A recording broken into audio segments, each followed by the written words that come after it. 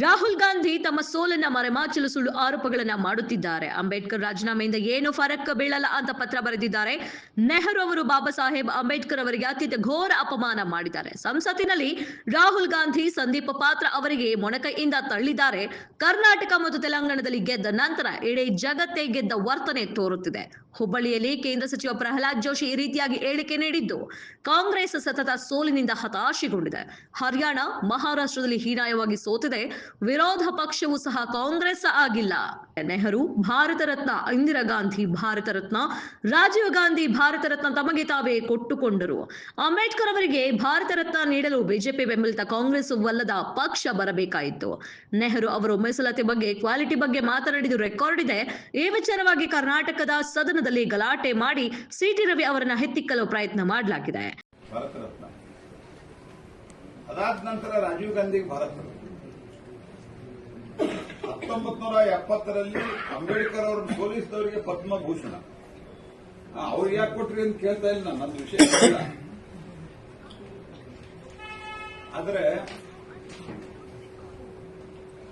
ಇವರಿಗೆ ಭಾರತ ರತ್ನ ಕೊಡಬೇಕಾದ್ರೆ ಬಿಜೆಪಿ ಬೆಂಬಲಿತ ನಾನ್ ಕಾಂಗ್ರೆಸ್ ಸರ್ಕಾರ ಬರಬೇಕಾಗಿದೆ. ಪಾರ್ಲಿಮೆಂಟಿನ ಇತಿಹಾಸದಲ್ಲಿ ರಾಜೀವ್ ಗಾಂಧಿಯವರ ಸುದೀರ್ಘವಾದಂತಹ ಭಾಷಣ, ಅನೇಕ ಸತ್ಯ ಭಾಷಣ ಮಾಡಿದಾಗ ಸುದೀರ್ಘವಾದ ಭಾಷಣ ಯಾವುದಾದ್ರೆ ರಿಸರ್ವೇಷನ್ ವಿರುದ್ಧವಾಗಿ, ಅಗೇನ್ಸ್ಟ್ ರಿಸರ್ವೇಷನ್, ಒಬಿಸಿ ಮತ್ತು ಎಸ್ಟಿ ವಿರುದ್ಧವಾಗಿ ರಿಸರ್ವೇಷನ್ ಮೇಲೆ 2 ಗಂಟೆ 40 ನಿಮಿಷ ಮಾತಾಡಿದ್ದಾರೆ ರಾಜೀವ್ ಗಾಂಧಿ ಅವರು. 2 hours 40 minutes ಮಾತಾಡಿದ್ದಾರೆ. ನೆಹರು ಅವರು ನಾವು ರಿಸರ್ವೇಷನ್ ಕೊಟ್ಟರೆ ನಾವು ಒಂದು ರೀತಿ ಕ್ವಾಲಿಟಿ ಕಾಂಪ್ರಮೈಸ್ ಮಾಡಿದಂಗೆ ಆಗ್ತದೆ, ಒಳ್ಳೆ ಕ್ವಾಲಿಟಿ ಬರಲ್ಲ ಅಂತ ಹೇಳಿದ್ದಾರೆ. This is on record. ಯಾವುದು ರೆಕಾರ್ಡ್ದಲ್ಲಿ ಇದ್ದದ್ದು ನಾವು ಹೇಳಿಲ್ಲ, ನಮ್ಮ ನಾಯಕರಾದಂತಹ ಸನ್ಮಾನ್ಯ ನರೇಂದ್ರ ಮೋದಿ ಅವರು, ಅಮಿತ್ ಶಾ ಅವರು ಹೇಳಿಲ್ಲ. ನಾವು ರೆಕಾರ್ಡ್ದಲ್ಲಿ ಇದ್ದಿದ್ದು ನಿಮ್ಗೆ ಹೇಳ್ತಾ ಇದ್ದೀವಿ.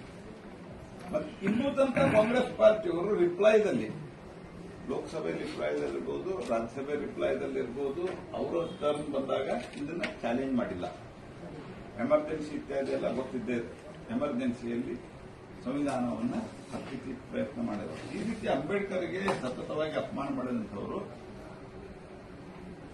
ಆ ಒಂದು ವಿಷಯವನ್ನ ಇಟ್ಟುಕೊಂಡು ಕರ್ನಾಟಕ ವಿಧಾನಸೌಧದಲ್ಲಿ ಗಲಾಟೆಯನ್ನ ಮಾಡಿ ಸಿಟಿ ರವಿ ಅವರಿಗೆ ಮತ್ತು ಬಿಜೆಪಿಯನ್ನ ಹತ್ತಿಕ್ಕಬೇಕನ್ನುವಂತಹ ಪ್ರಯತ್ನವನ್ನು ಮಾಡಿದ್ದಾರೆ ಎಂದು ಈ ರೀತಿಯಾಗಿ ಪ್ರಹ್ಲಾದ್ ಜೋಶಿ ತಮ್ಮ ಆಕ್ರೋಶವನ್ನು ಹೊರಹಾಕಿದ್ದಾರೆ.